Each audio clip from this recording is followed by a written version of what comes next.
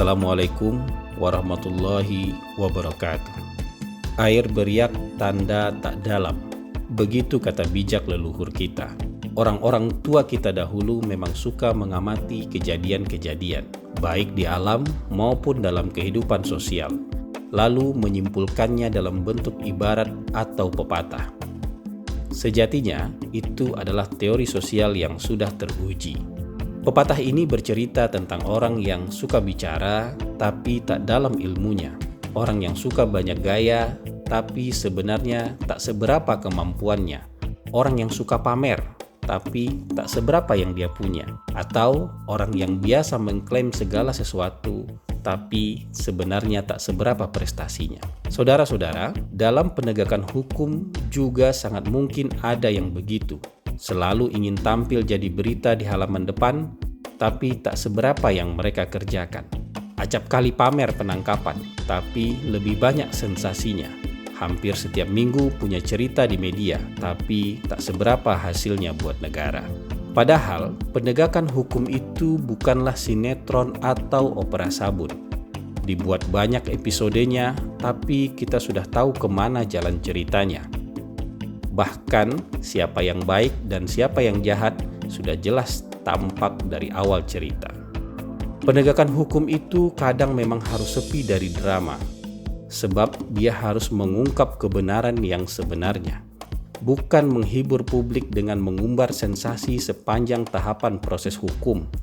Sebab sensasi itu bisa saja mengorbankan begitu banyak nama yang belum tentu bersalah, bahkan belum tentu terlibat. Tidak boleh menceburkan orang-orang yang harusnya tidak bersalah ke dalam pengadilan opini, diadili dengan cara pemberitaan negatif dan penuh framing. Ketika proses hukum masih berjalan, tentu belum jelas jantan betinanya, belum terang mana yang hitam dan mana yang putih. Tapi tetap ada secercah harapan. Ada institusi negara yang tetap tekun menyidik kasus dalam sepi.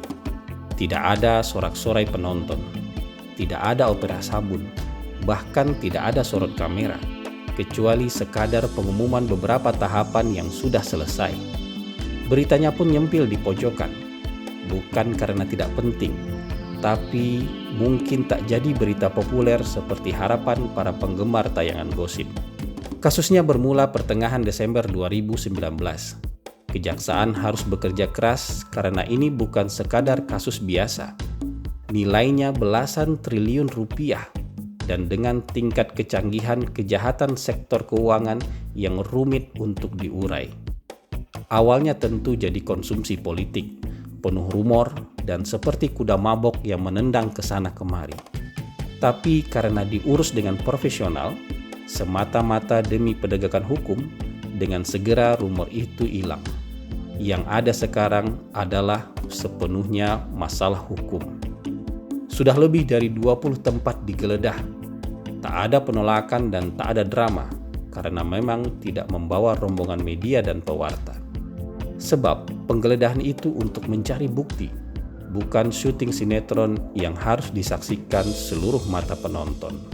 Sudah lebih dari 8.000 rekening dibekukan. Tak peduli rekening itu milik siapa, milik orang berpengaruh dan terkenal, sampai milik orang yang kita nggak tahu itu siapa. Tidak mudah untuk dibereskan kalau sedikit-sedikit air harus beriak. Air harus tenang agar masalah sesungguhnya bisa dipecahkan. Hingga akhirnya 5 bulan berlalu. Penyidikan dan pengumpulan bukti rampung pada pertengahan Mei 2020. Tersangkanya sudah ada, dan bukti-bukti sudah cukup untuk dilimpahkan ke pengadilan. Untuk kasus sebesar dan serumit ini, kerja Kejaksaan Agung patut diacungi 2 jempol. Cepat dan cermat, bukan asal seruduk dan asal tabrak. Kuncinya adalah menjalani filosofi orang-orang tua kita dahulu. Air beriak tanda tak dalam. Air tenang menghanyutkan. Air beriak mencari sensasi. Air tenang menegakkan kebenaran secara hakiki. Semangat dan maju tak gentar buat Mas Adam Suseno. Ampun Pak, Semangat dan maju tak gentar buat Pak Jaksa Agung beserta jajarannya.